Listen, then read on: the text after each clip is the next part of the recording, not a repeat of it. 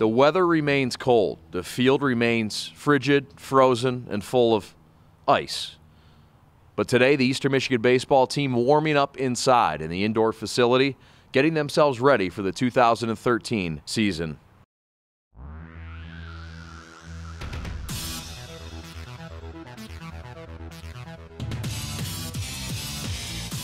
Hello again, everybody. My name is Chad Bush, and welcome to the 2013 season preview for the Eastern Michigan Eagles. There's been a lot of restructuring in the offseason, not just here at Ostrike Stadium with the new scoreboard, the new facade, but with the baseball team. And as many as 10 new starters perhaps on this ball club between the pitching and the normal regular lineup. It's going to be a restructuring year for Jay Alexander and a fresh start to a team he feels great about coming into this year. We sat down and talked with Jay Alexander, now in his 5th year, and got his thoughts on this ball club. Actually, it's been going pretty well. I'm happy with the effort. You know, our motto this year is 100% effort. So if all else fails, at least we're giving 100% effort, and we'll put ourselves a chance, give ourselves a chance to stay in the game. So, you know, I think, you know, we got a lot of young guys, and my thing is get them to play old. I say it's not how old you are, it's the spirit, what's inside you. Play old. So you'll hear me say, play old, and stuff like that. Just trying to get these guys to grow up because they're going to be in a fire. Most of these freshmen that we have, they're going to be in a fire, and whether they're starting or whether they're coming in, you know. But you know, and I think that's the ups and downs with those guys. But the older guys, ready to go. They know what I expect and what they expect, and expectations are higher this year for those guys. Meeting those high expectations in 2013 will fall squarely on the shoulders of a 10-player senior class, a class which includes outfielder Daniel Russell. We're going to go through highs, we're going to have lows. When we're going to win 5-6 games in a row, we're going to lose maybe 5-6 games in a row at the beginning of the year. We got to stay together. We got no blaming, no pointing fingers. Everything is about us as the team, unity. As long as we do that, we'll be fine. I think 11 of us came in freshman year. I believe 2 or 3 transferred, and we've stayed very close all 4 years. Unfortunately, we're losing Weber this year, our senior, our go-to guy. We still got Neal, stuff like that, but we just can't emphasize that much about how we're a family. Everything's so important. How we need to stay close together off the field, on the field. We have to stay close together. It's the only thing that matters, and we will win games. As Russell mentioned, the Eagles will be without the services of 2012 MLB draftee Steve Weber for the entire season. Weber has been experiencing complications during the offseason and will have surgery. So it'll be up to the rest of the pitching staff to fill the 6'6" righty's shoes. You know, losing Weber is a huge blow, but we're still excited about the arms that we have, and I think that's where we're old at. We're old in the arms department. We have a lot of guys who haven't had the pressure or experienced the pressure of what it takes to play Division I ball, but we also have some guys who are ready and willing to go. Losing Weber hurts, but that just means guys have to step up. You know, you got Marson, you got Bronson in the bullpen. Dartnell's another young guy who's got to step up. So we're just looking to improve from last year, definitely. 2013 also marks the long-awaited arrival of Brian Hill. He came over to the Eagles following the 2010 season when he transferred in from Phoenix College. Hill redshirted in 2011 and in 2012. He sat out after having Tommy John surgery. This season, the southpaw is in top condition and ready to start the season. I feel really good. My elbow's 100%, never better. Shoulder stronger than ever, so the rehab and everything did well, did wonders for me. I feel really good, really confident, ready to get going. With the Friday and Saturday slots already secure, Hill will be one of several Eastern Michigan pitchers competing for that 3rd and final spot in Jay Alexander's rotation. Butera's going to be Friday again, and Kendall Lewis has absolutely been phenomenal. He's going to be Saturday, so we're so excited about him coming back. And it's a fight from the 3rd spot. You know, you got 4 or 5 guys that could possibly do it. You know, but the bullpen, man, we got a lot of arms coming out of there. We probably, to be honest with you, because Christian won't be back until April, our closer, so probably Bronson, our freshman left-hander, is probably going to be our closer. Senior pitcher Joe Battistelli serves as the veteran presence in the bullpen, and he has a vital role as a late-inning stopper for the Eagles. I always think closing out the game is a big thing in college baseball. Just having that stopper in the back of your bullpen. Whoever gets hot, really. You don't really have a closer in college baseball. We got Christian, who's going to come back in March, and myself, we're going to compete for that role, and we just got to come in and compete, and you got to have a closing mentality. That's what it is. I think the whole group as a team is definitely more cohesive than it was last year. I mean, there's no loose ends. I mean, no one here is afraid to punch anyone in the mouth and tell them, you know, do your job, and no one's going to be offended by it. At the end of the day, you know, everyone's still going to be friends. With the pitching staff in place, it will be up to the EMU bats to take care of the run scoring. Alexander and his hitters have spent the offseason thinking long and hard about turning around a less than ideal 268 team batting average from a year ago.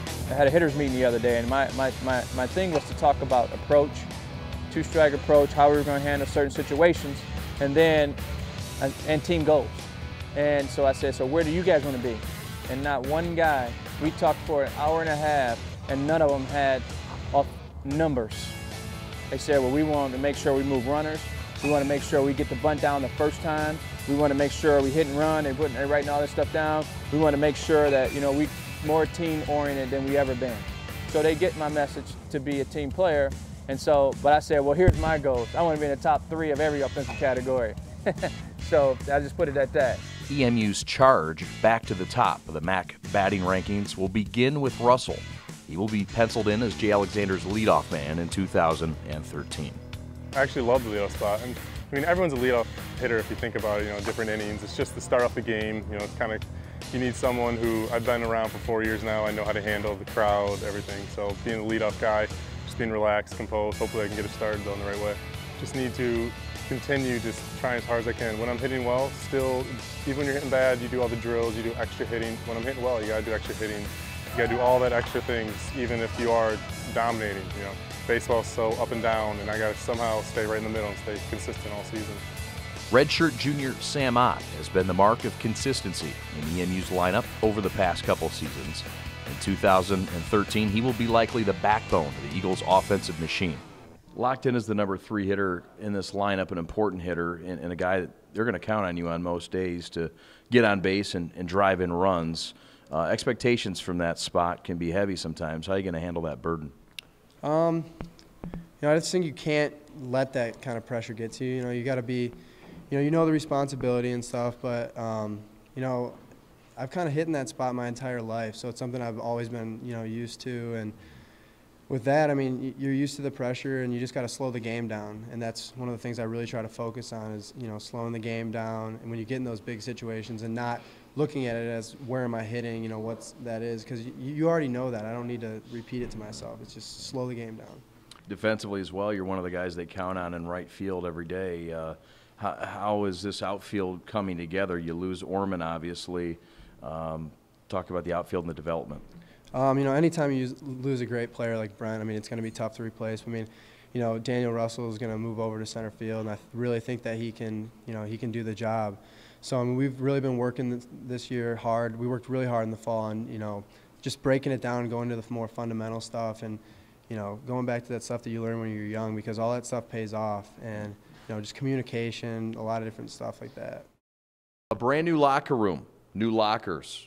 An anonymous donor donated this, and it's given these players a new sense of pride. And it's also given the head coach, Jay Alexander, a lot to talk about the generosity of folks that are supporting this program. We got the bricking of the stadium. We have they're going to be renovating the bathrooms. You know, we got a new home run fence. We put new windscreen around the whole sides to make it look a little bit better. We're got the new locker room, finished the floor. You know, just things like that. And getting a new scoreboard from Terry Collins, who donated the money for that, the manager of the Mets. So we're excited for Terry. Can't thank him enough for that. And you know, and just getting them more involved to get more stuff. You know, and just working out, just beautifying the place. It's starting to look a lot better, more like a baseball field. You know, I definitely, when I first came in here, and I know Ostrike, I met him, and I know the era that he provided for us. And when I looked at this field when I first came in here, I'm like, this is what you guys think of Ostrike? I was like, well, if I got to get it done, I'm going to work my butt off to make sure I can give him a better reflection of Ostrike Stadium. Thanks to the supportive group of donors, the team has been able to add more than $175,000 worth of upgrades to the stadium facade and bathrooms, $40,000 for the outfield wall, and $14,000 for the baseline fences. And you can add on another $90,000 for the locker room. Upgraded facilities and a new sense of pride add to the excitement of starting a brand new season. The Eagles begin their quest for a MAC title with a 17-game non-conference road trip beginning on February the 15th against the Fighting Camels of Campbell University in North Carolina. Well, the Fighting Camels is exactly that. If there was a Fighting Camel, they fight.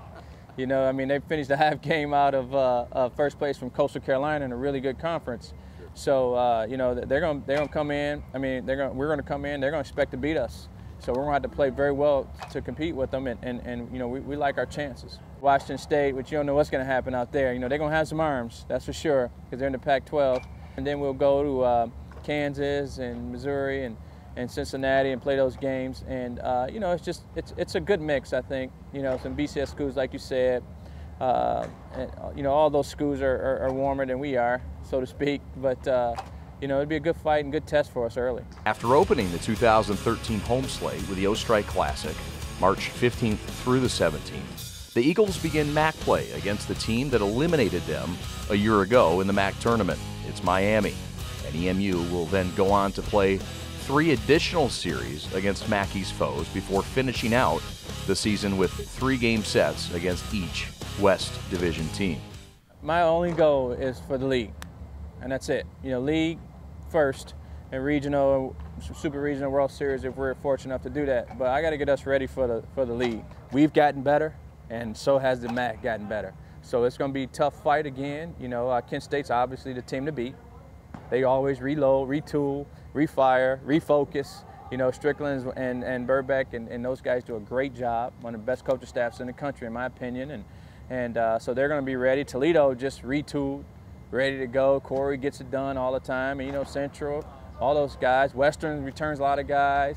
So, you know, it ain't going to be easy. You know, Ohio got a new coach. Every time you get a new coach, you get new fire, new focus. Guys seem to do more than they have in the past. So, you know, there won't be no cream puffs in this league. I'm going to tell you that right away. You know, Akron's gotten better with their new situation. You know, Miami, Ohio, always going to be retooling and be good. You know, and if I left any of them out, I'm going to tell you what, ain't none of them left out of my book, because every game is going to be a championship game. That's all the time we have. We hope you enjoyed this look at the 2013 EMU baseball team. And we look forward to seeing you at O-Strike Stadium this season. For all of us at Eagle All Access, I'm Chad Bush, and we'll see you at the ballpark. The 2013 EMU Baseball Preview was a production of Eagle All Access. For a complete schedule of broadcasts this season, log on to emueagles.com/showcase. Interact with the Eagles all season long on Twitter at EMU Baseball. Use the hashtag EMUBats. Also, like EMU Eagles Radio on Facebook, facebook.com/EMU Eagles Radio.